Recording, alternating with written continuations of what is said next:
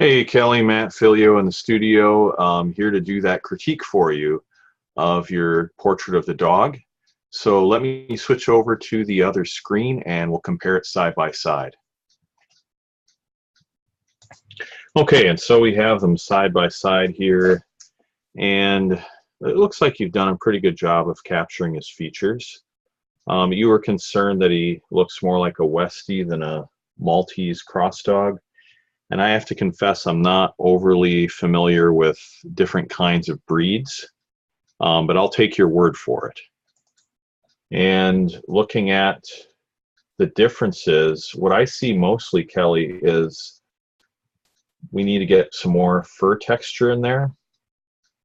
So, when you look at the reference photo, you can see all these little areas where his fur kind of sticks out, and he's just got that thick kind of fur. There's a lot of texture to it. So you'd want to capture that within your sketch. These strands of hair like this, and that strand of hair over there. And then the best way to do that is to actually break it down. I can't really see your sketch lines in there. Now, I guess you can see the points. You kind of delineated the points where they intersect. And if that gives you a good reference point, then I would go for that. Excuse me, but you'd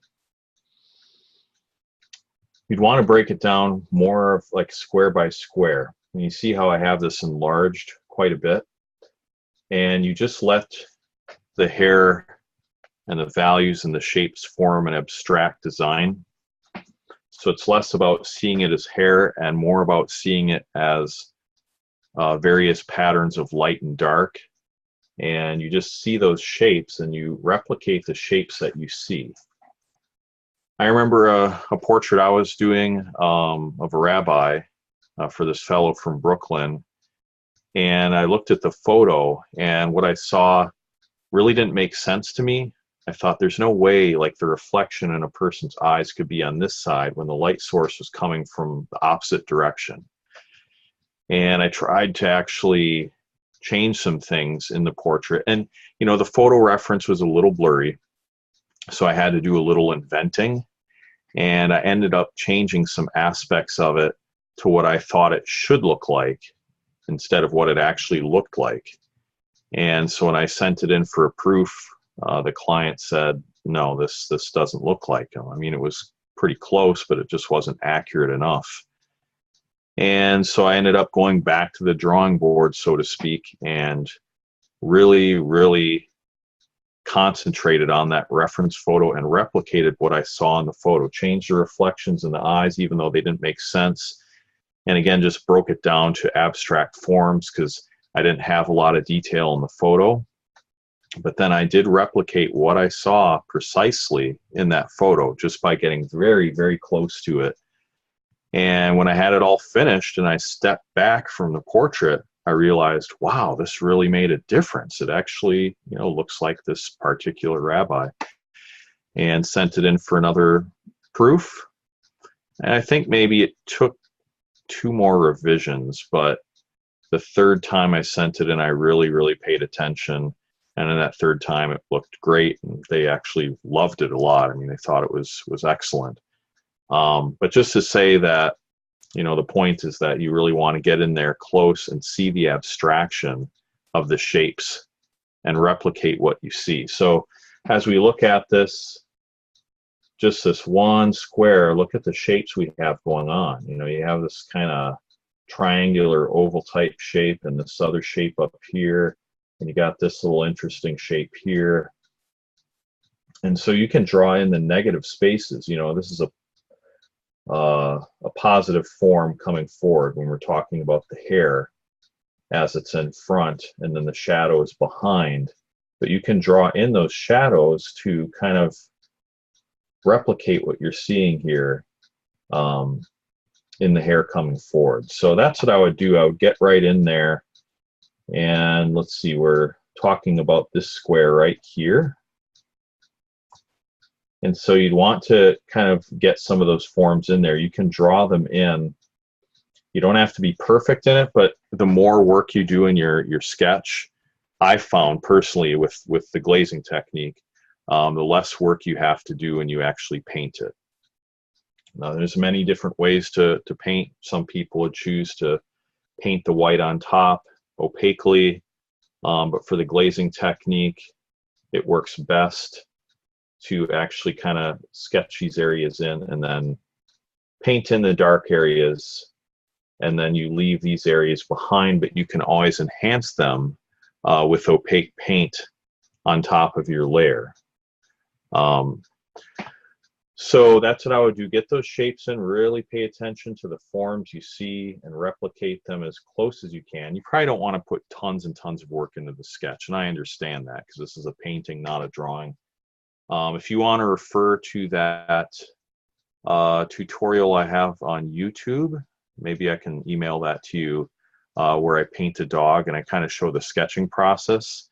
And it's a similar dog. I mean, he's got the white hair, it's kind of long.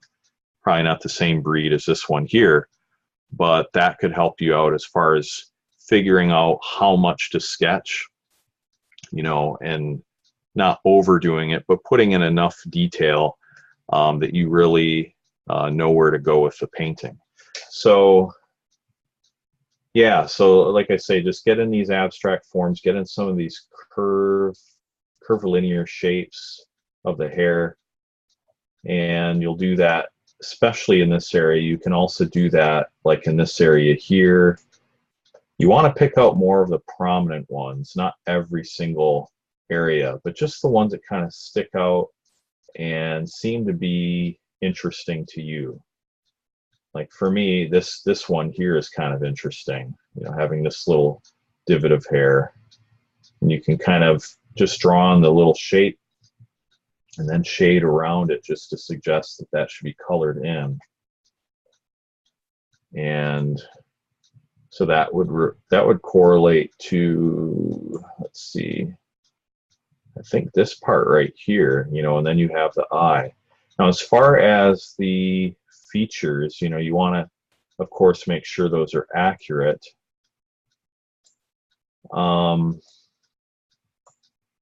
Seems to me that his nose might be just a little too narrow. It should go up a little higher, according to what I see in the photo. Just that shape is a little more of a triangle. You know, if I were to, well, let's see, draw on this and kind of draw around what I see, it's kind of a shape like this, you know, kind of a triangle. Well, it's not quite that sharp, but it's a rounded triangle. And so, you know, with your shape, you have it drawn a little more like this. Now you can see the difference between those two there. How much longer this is and how much skinnier yours is. So you want to get that kind of a shape represented in the nose. Now, as far as the eyes, I think you have them pretty close. But something to keep in mind is, you know, you have the actual eyeball right here, okay? Something like that. And then you have that dark area around the eyeball, like this. Almost like a raccoon, I guess, in a way. And so when you drew yours in, I think you're showing the eyeball quite a bit. Whoops, a little hard to draw off the mouse here. I have to get myself a drawing pad. But anyhow, I think you have the eye a little larger than it should be. Let's just zoom in there and see.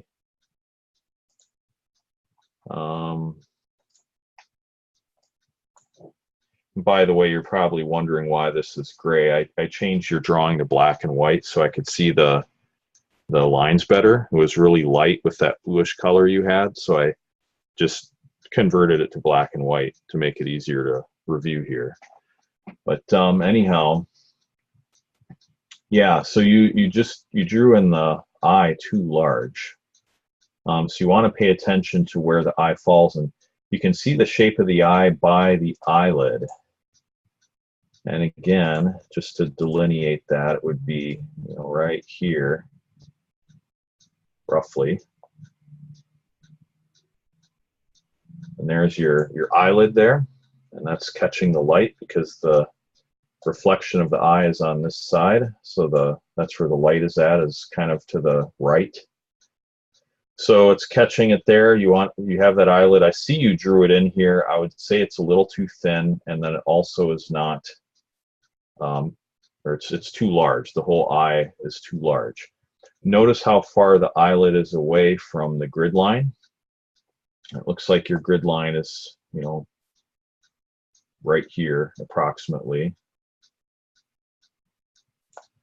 And you have your eyelid touching that grid line.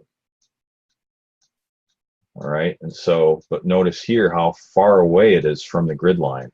And so when you're sketching these out, you always want to think of it in terms of simple fractions. And I'm not very good at math, but, you know, fractions, you know, I learned at least that much in school. But you just think of quarters, you know, maybe 1/8 or half. And I don't know, maybe in Australia, you guys are more used to the metric system. So I don't know, maybe you'd think of it as tenths. But either way, however that works for you, you know, if you thought of this as being 5/10 as a halfway point, you know, and 2/10 being right here, but just notice how far away it is from the grid line, and use a simple fraction to kind of estimate where it should be. It definitely shouldn't be touching the grid line, but it should be moved over more to about 1/4 of the way over, not quite 1/4 of the way, but maybe 2/10 of the way over from the edge. And then it does go past the other grid line going in the opposite direction, and it cuts down. So just something to keep in mind there. And I think if you shrink that eyeball size, you will have a more accurate rendition. Because just like with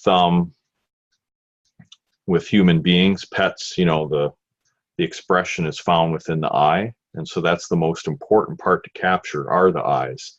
And if you can get those eyes captured correctly, it'll definitely look a lot more like the dog you're trying to paint.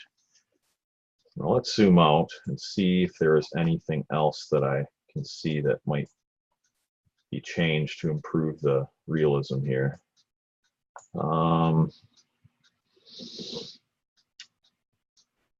It's hard to see your sketch, but again, I would say really pay attention to the shapes we have going on with the fur. I mean, there's some really interesting textures, and you're going to need to get right in there and get close to the canvas and go kind of square by square. And so again, if I can use my drawing tool, just roughly outline what we see here. This is kind of what we have going on with the texture of the fur. All right, and so you have that.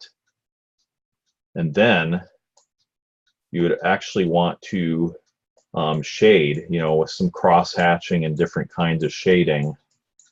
I can't do it very well with the mouse here, but, you know, cross hatching and different things like that. You get the idea. But you'll want to kind of, and it can feather out a little bit, but you're going to want to shade the background rather than the foreground. Okay, so looking at your drawing,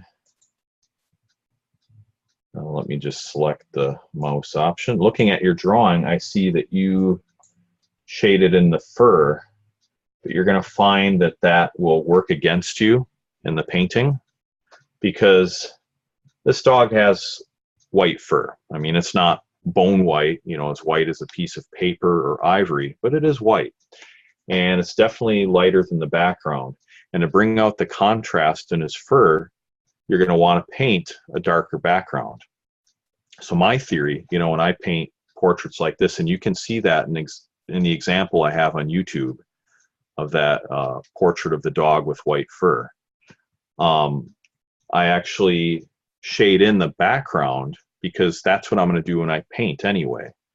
So I might as well save time and establish the values right away by shading in the background first in the sketch. And that doesn't mean you have to shade in the whole thing, just a little bit and feather it out. And then that tells you when you paint, that's what you're going to be working on in the values.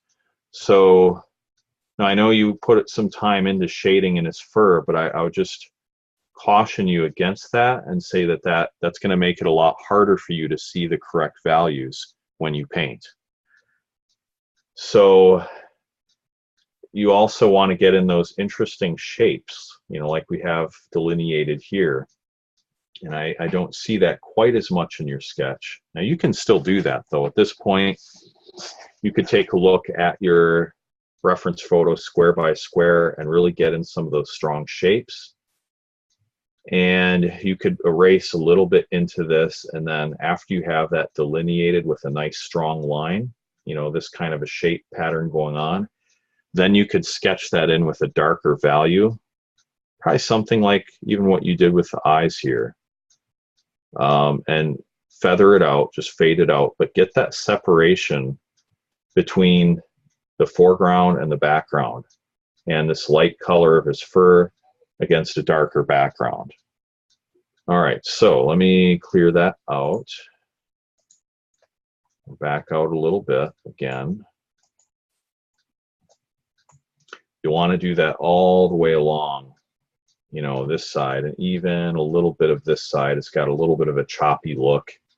So get those little divots in there and those textural areas. And notice also the light sources. And since you are a member of Realistic Acrylic online, you certainly have access to my shading course that I'm working on right now, where I discuss different values and light sources. If you have any time, I know you're super busy, but if you have any time at all, I'd recommend just to watch a couple of those videos on light sources, because you'll notice that within here you have two different light sources. You have the main one on this side shining from this direction, kind of a warmer light source. And then you have another light source on this side. It's a little cooler in color. This is probably like an indoor light, and then that's probably like an outside window shining on him. It's even another one on the top too. So there's actually like 3 different light sources. But you'll want to, like I say, definitely get that separation between the fur and the background. Again, on the top, same thing. And then also, like I mentioned, getting some of the neat shapes here. You want to get some of those neat shapes within the ears. Just get really close to those squares and just draw in some of those forms, draw in some of those shapes. And you can shade it a little bit. And again, I'm going to send you a link to that video of the dog portrait I did, and I think that will help you out. Yeah, and so that's really what I would recommend in this whole thing. Lastly, I would say make sure you get some of the texture of the hair coming from his snout, and those interesting little divots of hair. You don't want to simplify it too much. It's just, what I see here, it's just too smooth, whereas the hair is kind of clumpy actually. There's just areas that clump together, and so it creates these little patterns. And you want to see those patterns again. Oops.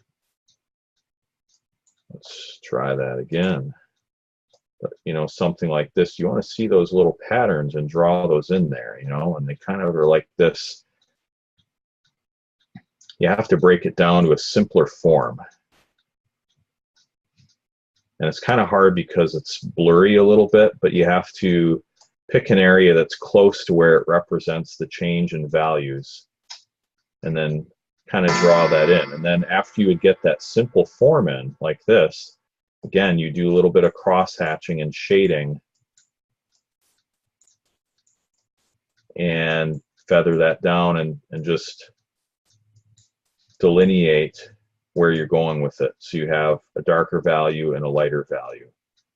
And I hope that makes sense the way I'm explaining it here, but if anything is unclear, just let me know, and I'd be happy to make it more understandable for you. Anyhow, I think this will really help you out, just these tips I've given you. And so let's zoom out one last time before I call it good. Yeah, I think that pretty much covers it, Kelly. So again, if you have any other questions, let me know. But if you put to practice some of the tips I gave you here, it's really going to help you out in getting this portrait looking realistic like you want it. So anyway, thanks again for sending this my way. I'm happy to help you anytime. So be blessed in this painting, and we'll talk to you soon.